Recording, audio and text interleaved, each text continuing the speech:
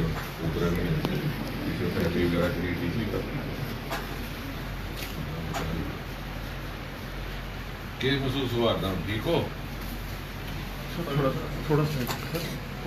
थोड़ा feeling and sleeping also is a problem. वो तो पहले से होगी ना, कोई कोमॉर्बिडिटीज तो नहीं ना है, डायबिटीज हाइपरटेंशन फिर तो कोई दिक्कत नहीं है, फीवर भी नहीं है। वो देखो वो सब जो लेवल नहीं है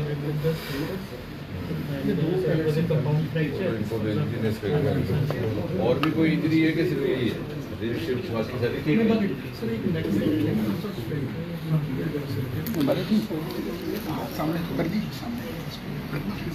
पर वो यूजर में क्या ठीक है सर, इतना छोटा सा कुछ नहीं है सब डिटेल्स हाँ जी सब सीएम के नीचे में चारों वो वहीं फाइब्रोज हो जाएगा। हाँ हाँ जी सर और कहीं बाकी कोई नहीं इसका डॉक्टर वगैरह ठीक था? अब हम ठीक है बहुत बचाव हो गया इसका। हाँ ये डिग गया क्या रहा?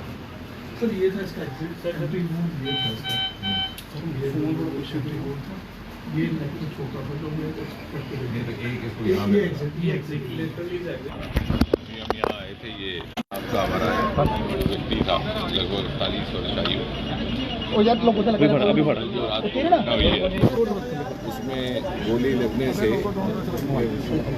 बाईं बाजू पे चोट आई है, ह्यूमरस फ्रैक्चर जिसे कहते हैं आप चिकित्सा की भाषा में। उसका बहुत बढ़िया ढंग से ऑर्थोपेडिक सर्जन ने सर्जरी करके प्लेट लगा करके उसका उपचार किया है। अब वो व्यक्ति पूरी तरह होश में है। शाम तक मुझे लगता है कि वो अपना दिनचर्या भी उनकी प्रारंभ हो जाएगी, खाना पान भी प्रारंभ हो जाएगा। उसके अतिरिक्त जिस प्रकार की सहयोग सहायता अपेक्षित है उससे अधिक उपलब्ध करवाने की योजना है। हमारी बात हुई है प्रशासन से भी, जिला अधिकारी और कलेक्टर साहब हमारे साथ हैं। किसी तरह का जान का खतरा नहीं और एक बहुत बड़ा बचाव हो गया। बाकी जिस प्रकार की घटना हुई है निश्चय ही हर आम नागरिक को उसकी चिंता भी है, उसके लेकर के रोष भी है, लेकिन हम ये आश्वस्त रहे जैसे मोदी जी ने कहा कि ज़ीरो टॉलरेंस टुवर्ड्स टेररिज्म, उसी नियम का पालन करते हुए आगे की कार्रवाई भी निर्धारित की जाएगी। संबंधित संस्थाओं ने इसका संज्ञान भी लिया है। कुछ एक आज प्रातः से हमें सुझाव भी मिले हैं सुरक्षा विशेषज्ञों से।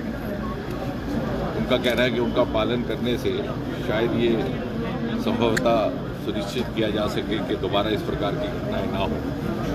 उन सुझावों को लेकर के भी चर्चा होगी गृह मंत्रालय में भी और संबंधित अधिकारियों के साथ भी। और आपके माध्यम से यही निवेदन है कि हम किसी तरह का पैनिक ना हो, क्योंकि कल रात को भी जैसे ही ये काउंटर प्रारंभ हुआ तो हम निरंतर संपर्क में थे। मैं, कलेक्टर साहब, एसएसपी साहब, उसके बाद वहाँ पर एडीजी जैन साहब भी पहुँच गए। उस घर के सदस्यों के साथ मोबाइल पे भी संपर्क था, परंतु न मालूम कहीं से ये समाचार चलने लगा कि 2 व्यक्तियों की हत्या हो गई है, जिससे बहुत अधिक वहाँ पर उत्तेजना और पैनिक फैल गया। तो हम थोड़ा सा कंफर्म करने के बाद संबंधित लोगों से आगे बात बढ़ाएं। साथ ही साथ सुरक्षा बल भी प्रशंसा के पात्र हैं कि उन्होंने बहुत लंबा समय ना लेते हुए इस एनकाउंटर को संपन्न किया है। दोनों आतंकी लिक्विडेट कर दिए गए हैं और इसी प्रकार से छत्रकला में भी चल रहा है एक एनकाउंटर। इसको लेकर के कुछ सुरक्षा संबंधित सुझाव आए हैं जो हमने संबंधित अधिकारियों तक पहुंचाए हैं। पुलिस और अर्धसेना बल वहां पर मौजूद है। सेना की यदि आवश्यकता हुई तो उसे उपलब्ध करवा लिया जाएगा और सिविलियन और पैरामिलिट्री प्रशासन के बीच जो जॉइंट कंट्रोल और जॉइंट समन्वय है बहुत बढ़िया ढंग से आगे बढ़ रहा है। दर्शक क्या देखते हैं, पिछले दिनों मेले में भी जो घटना हुई है उसके बिल्कुल निकटवर्ती ही है। अगर कोटा यहाँ इसकी बात करें तो क्या पुलिस ने सर्च ऑपरेशन भी चलाया था, क्या पुलिस नाकाम रही है? एक संभावना ये भी है कि ये दोनों घटनाएं एक ही आतंकी गुट के द्वारा अंजाम दी गई हैं। अभी मेरा वहाँ भी जाना होगा उस परिवार में, लेकिन उसको लेकर के आप ये आश्वस्त रहिए और आपके माध्यम से भी बाकी हमारे यहाँ के जितने भी नागरिक के निवासी हैं कि ये जो थोड़ा सा शिफ्ट हुआ था टेररिज्म का फोकस कश्मीर घाटी से इस संभाग की ओर से, ये भी इस बात का संकेत है कि वो अधिक वो दबाव में है।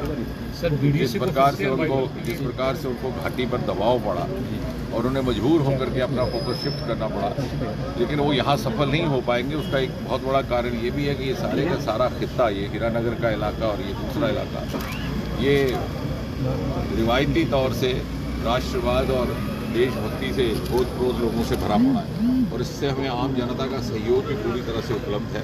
जिस प्रकार से कल भी वहाँ के स्थानीय लोगों ने जिस प्रकार से सहयोग किया है वो भी एक उदाहरणीय है और इसलिए मुझे विश्वास है कि यदि आतंकी हताश होकर के घाटी से यहाँ शिफ्ट करने का मंसूबा अथवा योजना बना रहे हैं तो यहाँ कदापि सफल नहीं होगा।